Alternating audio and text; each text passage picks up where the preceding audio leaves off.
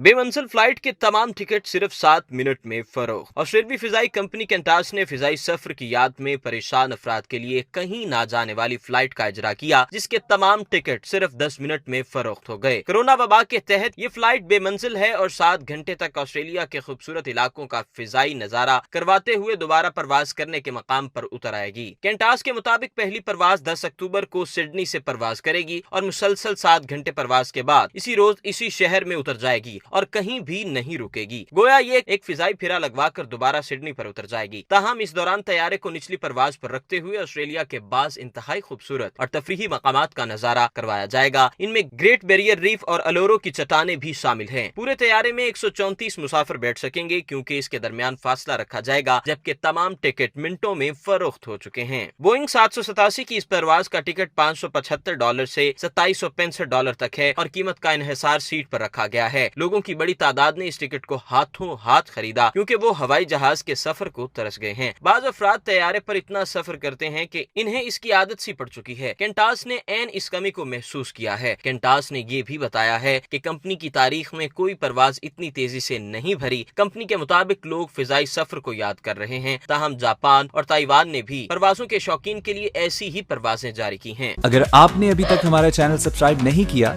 तो अभी सब्सक्राइब करें और बेल आइकॉन को क्लिक करके हमारी लेटेस्ट वीडियोस के बारे में अपडेट जानें।